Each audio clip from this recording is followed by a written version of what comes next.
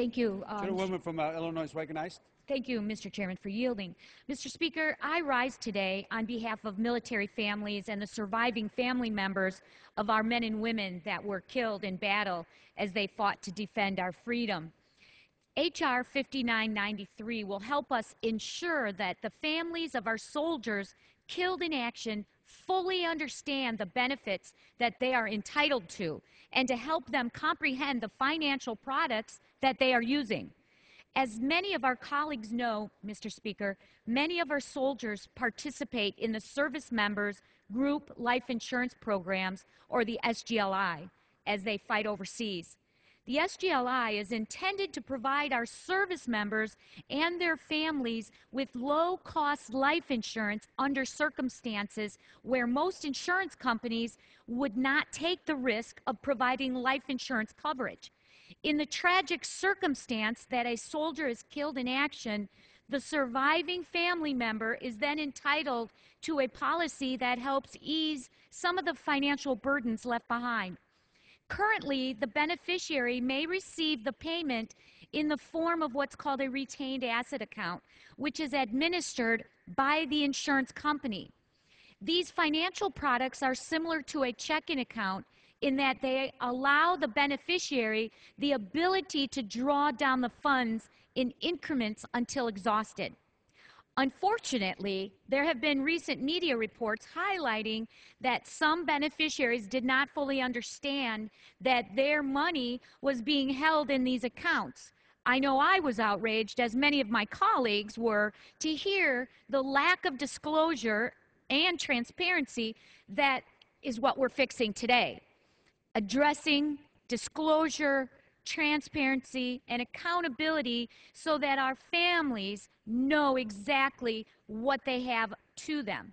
They didn't understand what these accounts were, what was happening to their money when it was sitting in these accounts, and three, that these accounts were not FDI insured.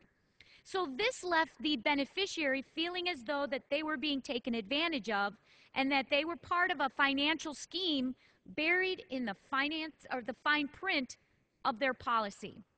Surviving family members of our fallen soldiers should never feel that way. It's our responsibility to make sure that they don't ever feel that way again. We need to make sure that 100% of these survivors feel protected and safe. My bill, which is endorsed by the American Legion, the National Military Family Association, the Military Officers Association of America, the Gold Star Wives America, on and on and on, and I have letters from all of them that I'd like to include in the record. However, I want to read an excerpt from the National Military Family Association. It says, "Dear Representative Halvorson, the National Military Family Association has long been an advocate for improving the quality of life of our military family members who have sacrificed greatly in support of our nation. We are writing today in support of H.R. 5993, which seeks to ensure that insurance companies provide appropriate information and financial counseling to payments from the SGLI groups.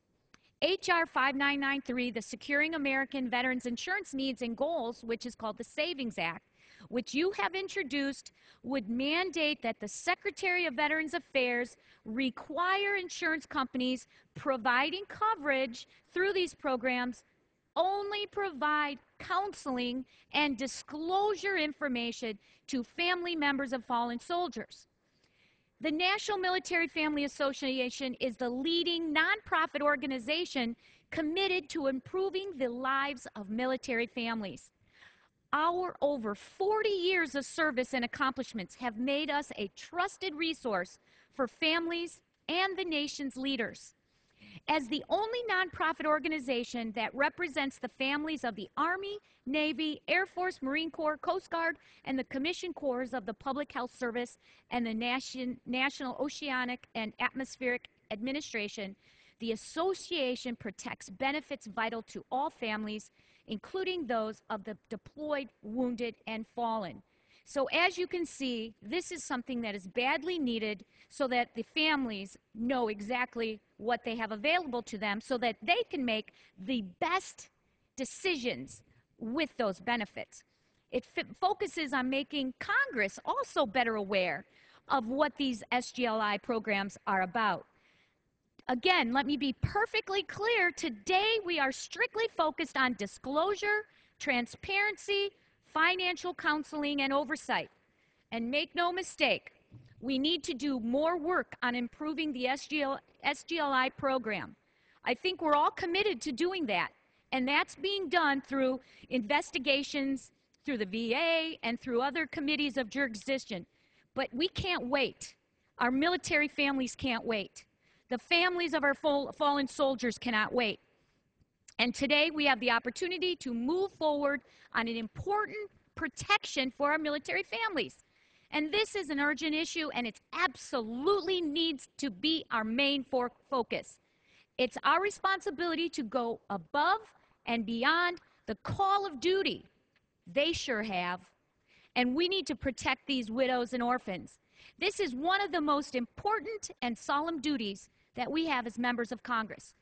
H.R. 5993 will help us fulfill the responsibility in a reasonable and effective manner. And before I close, I'd like to thank Chairman Filner, Chairman Hall, as well as all of our committee staff who have worked so hard to move this legislation along. And we've all worked hard on this bill.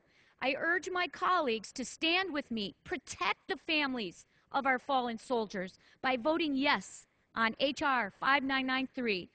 Thank you, Mr. Speaker, and I yield back the balance of my time to Chairman Filner. I thank you. Gentlewoman yields back the balance of time. Gentleman from California. I thank the gentlelady. You know, within a day.